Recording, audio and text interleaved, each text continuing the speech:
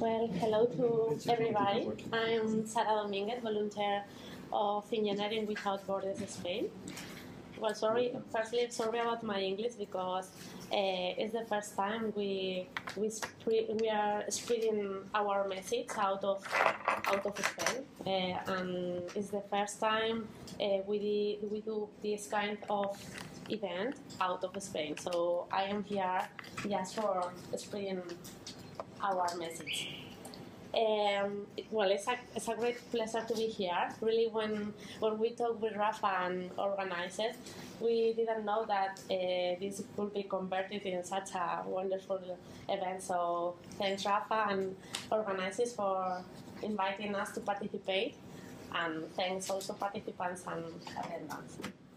Well, Engineering Without Borders Spain is a non-governmental organization. We are working in cooperation projects, and we seek to put technology at service of cooperation and development. It's made up of people who collaborate as supporters and also as volunteers. And we work in different areas, and among all these areas we have a small group of what we have called ethical electronics, and I'm here today to tell you about this matter, and specifically about conflict minerals.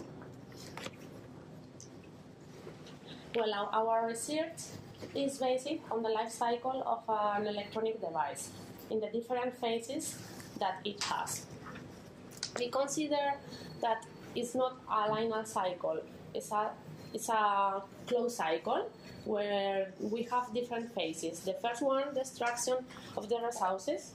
The second one is the manufacturing and assembling of the components, typically used to be in Asian countries. The third one, when we have when the products come to our hands and for being used in developed countries. And the last one, the end of life of an electronic product that can be reused if it works, if it continues working, or if it can be repaired. Then also we can recycle, or finally we can just throw away as an e-waste, or many times it finishes in developing countries. Well, my partners will tell you about the last phases of this life cycle, but today I'm here for speaking about the first one, the extraction of resources.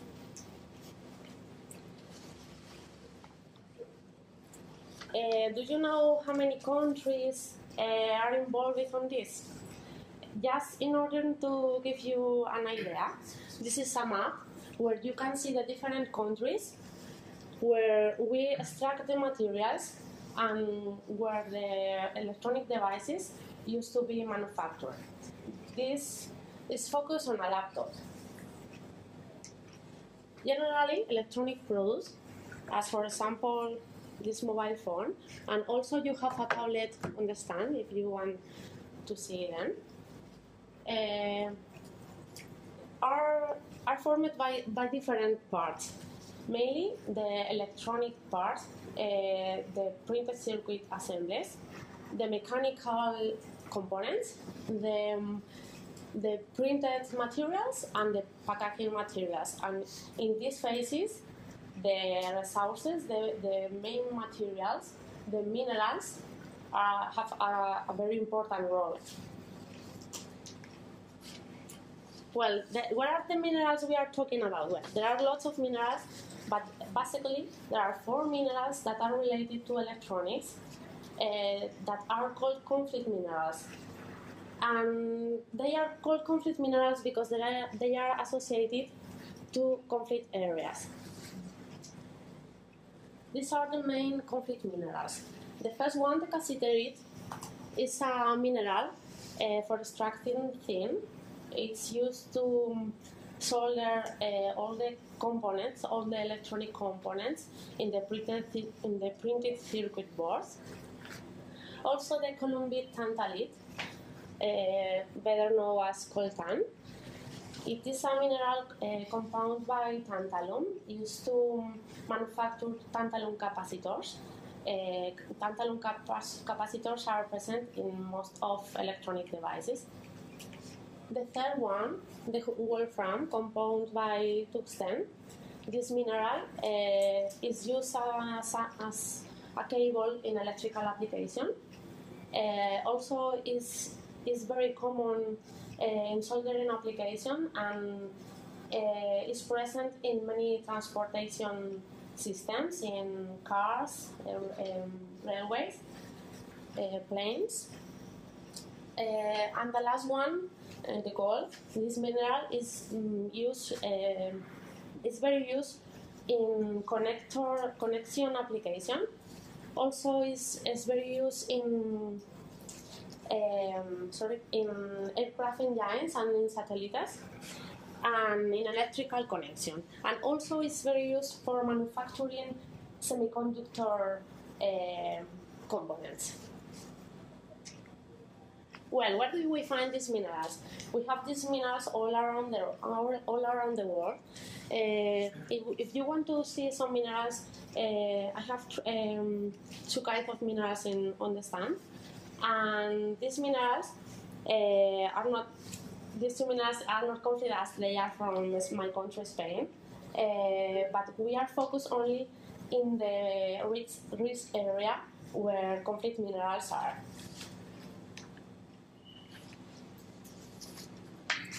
Well, here you can see a map where we have main countries related to conflict areas. We will be focused only on conflict minerals because there are many countries that are in risk area because of destruction of its resources. So the main areas we are talking about with these 4 minerals related to electronics are the Great Lakes region of Africa, Republic Democratic of Congo, and his countries around the Democratic Republic of Congo. Also in Colombia and other countries like Zimbabwe, Burma, and Central African Republic. Well, after several reports, the United Nations reported connection between mining in the Democratic Republic of Congo and the continuity of their conflict.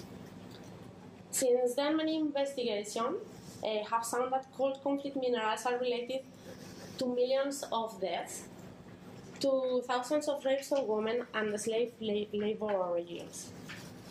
And the interest comes because in this area we can find a lot of resources.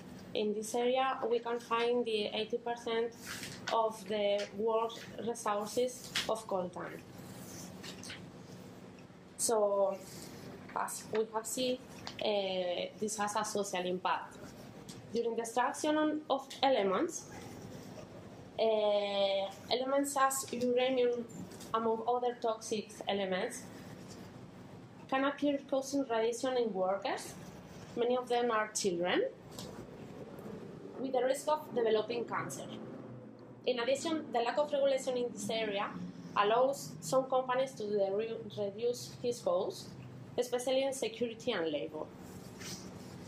The exportation of coltan has helped to found several bands in the conflict that has resulted with an approximate balance of more than 6 million dead. And we can find contraband, and this is a real problem because the losses for Congolese economy is very important because the benefits of this extraction of minerals are not redounding in the population. And not only Europe or United States, the main developed countries, also China, businesses are playing a main role nowadays. And Association Global Witness has a new report that was reporting last month with this issue. They are focusing on the China business and the extraction and trading of these resources, and it's a very good new report. But not only social impact, also environmental impact is considered. It includes deforestation and pollution of water with acids, heavy metals, and radioactive material. For example, in Indonesia, hundreds of makeshift portons conduct their mining operation with suction riggers and boats, and it has killed an important amount of local coral reef and fishes. And an additional problem is that waste management is lacking or ineffective in these developing countries. Also, hundreds of gorillas are died every year in danger of extinction. The soldiers and guerrillas kill animals to trade with elephants' ivory and with the meat of gorillas, and selling meat from gorillas also for